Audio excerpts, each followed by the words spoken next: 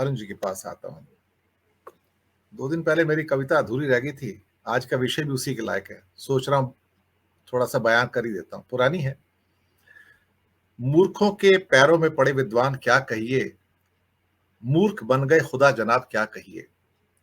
मूर्ख जान गए पढ़े लिखों के दिल का मर्म, बढ़ते दामों पर चुप विद्वान क्या कहिए। मूर्ख बताते विद्वानों को जिंदगी के राज, विद्वान उस पे बजाते तालियां क्या कहिए। मूर्ख काट रहे वही डाल जिस पर बैठे हैं वो, विद्वान माने मास्टर स्ट्रोक है ये क्या कहिए। मूर्खों ने कर दिया बर्बाद बसा हुआ चमन, पढ़े लिखे करते इसको नमन क्या कहिए। मूर्ख पढ़ाते ए मायने क्या बी मायने क्या, पढ़े लिखे होते कुर्बान क्या कहिए। मूर्खों की जमात में आए मुल्क के विद्वान, बादशाह को बताते कोहिनूर क्या कहिए। विद्वान करें जूते विद्वान करे जूते साफ सिपह सालारों के, गर्त में पहुंचाया पढ़े लिखों ने क्या कहिए। और आखिर में अच्छे हैं गरीब, न पहले कुछ था न अब है, मूर्ख ही करेंगे बादशाह क्या कहिए। ये लिखा था। यही हो रहा है सर आज की डेट में। व्यंग है, लेकिन शायद जो हो रहा है इस देश के अंदर उसको दर्शा भी रहा है। सर शास्त्री जी परफेक्ट व्यक्ति थे जो गरीबी का मार्केटिंग कर सकते थे सर। लेकिन 75 सालों बाद आजादी के बाद कोई आके अपनी गरीबी का मार्केटिंग करे, सेल्स करे कि मेरी मां गरीब थी, तो फिर शास्त्री जी जब बस्ता पीठ के ऊपर बांध के तैर कर स्कूल जाया करते थे इतनी लंबी दूरी पर, उन्होंने तो कभी शिकायत नहीं की। उन्होंने तो ये नहीं कहा कि मैं ताशकंद जा रहा हूं और मेरे पास एक पहनने को एक बड़ा कोट भी नहीं है जो गर्म हो, और उसके सेक्रेटरी आके कहते हैं सर वहां पे एक ओवर कोट की जरूरत होगी, कहते हैं मेरे पास तो है ही नहीं, मैं क्या पहनूंगा। उन्होंने तो कभी नहीं कहा कि मेरे पास तो भाई एक कार खरीदने के पैसे नहीं, मुझे लोन लेना पड़ेगा 5,000 की प्रीमियर पद्मिनी फिएट उस जमाने में आती थी। तो प्रधानमंत्री इतने तो तनख्वाह भी नहीं लेते थे। शायद मेरे ख्याल से जहां तक मेरी मेमोरी है, शायद अनिल सिन्हा जी या अनिल जी आप या सुजाता जी बताएंगे, शायद वो प्रधानमंत्री निवास में नहीं रहते थे। वो एमपी जब जिसमें बने थे, जिस बंगले में रहते थे, उसी बंगले में वो प्रधानमंत्री बन के भी रहे थे। वो प्रधानमंत्री निवास में जो ऑफिशियल था उसके अंदर नहीं गए थे, मैं आपको बताऊं, रहने के लिए। तो सादगी का कोई प्रतीक है तो वो है। गरीब तो वो भी थे लेकिन मार्केटिंग नहीं करते थे। दूसरा, अज्ञानी नहीं थे, ज्ञानी थे सर। ज्ञानी थे इसलिए गरीबी का मार्केटिंग नहीं किया। यहां अज्ञानी है इसलिए गरीबी का मार्केटिंग होता है, अज्ञानता का मार्केटिंग होता है। अरुण जी। जी सर, आप मुझे बहुत पीछे ले गए।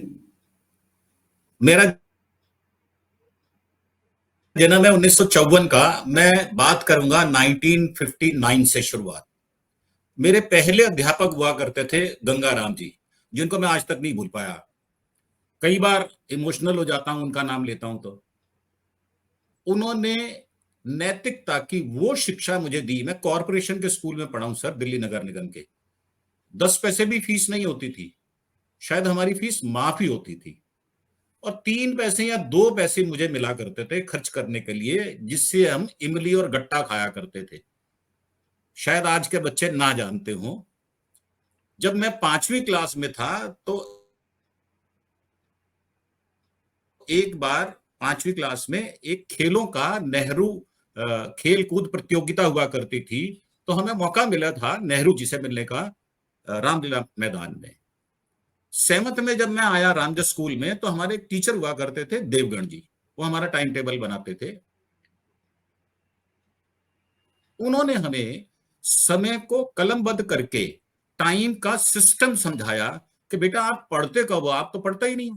फिर उन्होंने समझाया भाई 2 महीने की छुट्टी होती है, संडे होता है। वो कैलकुलेशन करके 18 घंटे निकाल के हमें दे देते थे। बोले 365 दिन के अंदर 18 घंटे बचे, कैसे पढ़ोगे बेटे। तो कई बार बड़ी मायूसी होती थी और कई बार हम बड़े एनकरेज होते थे कि आज से ही जुट जाओ। और उन्होंने मुझे सिखाया कि जिराब और रुमाल ये अपने खुद धोया करो, मां नहीं धोएगी तुम्हारी। सर वहां से जो शुरुआत हुई है, इस दौरान मैं संघ में भी गया। इस दौरान मैंने बीजेपी का कमर कस के भी काम किया। और मैं वो बहुत शख्स हूं जो 6 अप्रैल में जब रविवार को भारतीय जनता पार्टी का नाम रखा गया, मैं विजय कुमार मल्होत्रा जी के साथ में बैठा हुआ था, दूसरी रो में। और नाम रखने में इतनी दुविधा थी, मैं आपको क्या बताऊं। 2 चीजें तो बड़ी साफ थी, जनता और पार्टी। अब उसमें क्या भारतीय जोड़ा जाए, क्या हिंदुस्तान जोड़ा जाए, इस पे 2 दिन की बहस हुई शनिवार इतवार को, और शाम को जो नाम रखा गया उसके बाद उनको ऐसा लगा जैसे हमने कोई हिंदुस्तान का कुछ ऐसा विषय फतेह कर लिया है, ऐसी ऐसी दम्भी उन्होंने अपनी विचारधारा रखी कि अब तो हम हिंदुस्तान के प्रधानमंत्री बन जाएंगे। वहां से शुरुआत हुई मेरे अलगाव की बीजेपी के साथ।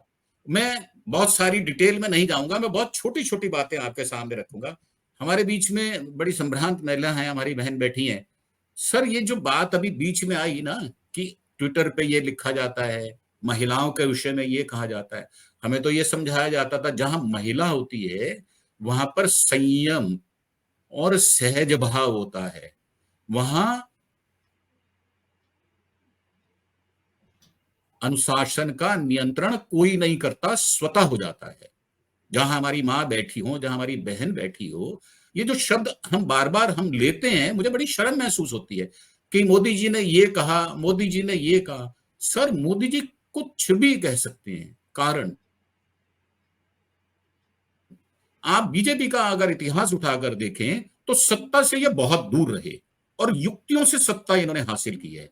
आप देखो, हिंदुओं को बरगलाया गया, हिंदू को यह कहा गया कि आप खतरे में हो। 92 में क्या हुआ, 6 दिसंबर को जब ये गिराई गई मस्जिद, तो कितना जो है वो बरगलाया गया लोगों को। मुझे याद है बॉम्बे के 2 भाई थे जो जिनकी डेथ हो गई थी वहां पर। मतलब वातावरण ऐसा बनाया गया कि अगर आज नहीं करोगे तो जिंदगी में कभी नहीं होगा।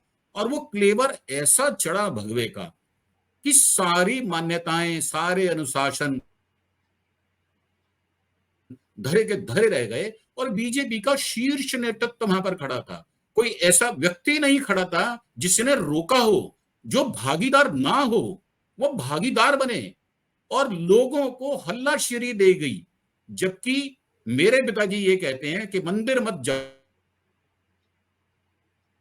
और गरीब की सेवा करो। तो मैंने तो सर वो समय बिताया है बीजेपी में जब इनकी पराकाष्ठा का बिंदु शुरू हुआ। वहीं से मेरे मन में इनके प्रति श्रद्धा का भाव खत्म होना शुरू हुआ। 93 में मैंने इन सब बातों को देखते हुए अपने आप को थोड़ा संकुचित कर लिया, अपने पैर पीछे खींच ले, मैं बीजेपी के कार्यक्रमों में जाना बंद कर दिया। धीरे धीरे धीरे पिताजी जो है उनको भी विचार उनके थोड़े ऐसे होते थे, आरएसएस के लोगों से बहस हो जाती थी किसी विषय पर। पिताजी कोई विचार रखते थे जो कि समाज की भलाई के लिए होता था, आपके तो पिताजी तो आरएसएस के बीजेपी के लोग एमएलए भी थे सर। आपके पिताजी तो बीजेपी के एमएलए भी थे। आप तो पूरी तरह से पॉलिटिकल फैमिली से थे सर। जी जी जी, पूरी तरह पॉलिटिकल।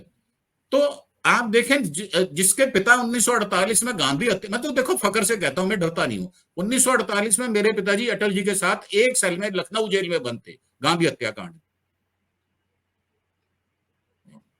मैं एक्सेप्ट करता हूं, मेरी अगर किसी चीज की बुराई है तो मैंने उसमें सुधार किया है, संशोधन किया है, अपने आप को कलेक्ट किया है और धीरे धीरे धीरे जिसे हम कहते हैं ना मेन स्ट्रीम, देश की मेन स्ट्रीम में मैंने हिस्सा लेना शुरू किया। धीरे धीरे धीरे हालात ये हुए कि हमने चीजों को डिस्टिंग्विश करना शुरू किया, प्रखरता आई, बातों को समझना शुरू किया, अच्छे लोगों का साथ मिला। ये रघुनंदन लाल भाटिया 100 वर्ष के हो गए, मैं उनके पास 8-10 साल उनसे मेरी काफी अच्छी मित्रता रही। वो बड़े अच्छे कांग्रेसी थे, उनसे मैं बहुत प्रभावित हुआ। उन्होंने मुझे कई बार कहा कि अरुण जी आप कांग्रेस के अंदर आ जाओ। मैंने कहा सर अभी मेरे पिताजी हैं। तो कुल मिलाकर मैं आपको यह बात कहना चाहता हूं कि बीजेपी के अंदर जो गिरावट आई है वो 93, फिर 2000, फिर उसके बाद 2014 में जो ये ब्लंटनेस उनकी प्रखर रूप में सामने आई, मतलब जुबान को लगाम नहीं है, कहीं भी कुछ भी बोल दोगे आप और जनता आपको सुन लेगी, बर्दाश्त कर लेगी। 2014 से लेकर 19 तक सबने सुना है, सहा है, और उसमें जो सबसे ज्यादा जिनको लांछन लगाए गए वो राहुल गांधी जी हैं और बड़े पीसफुली उन्होंने कोई इस तरह का जवाब नहीं जी अरुण जी दिया। अभी कल की घटना बता रहे हैं कि उनको मूर्खों का सरदार कहा जा रहा है और एक शब्द नहीं बोल रहे। इसका जवाब जनता देगी, और ये जो है दोबारा से अपने आप को रिकंसाइल करेंगे, और ये जो बदतमीजियां हैं इसका खात्मा होगा। ये मैं आपको दावे के साथ कह सकता हूं। सिर्फ एक एक थोड़ी युक्ति है कि वक्त का इंतजार कर।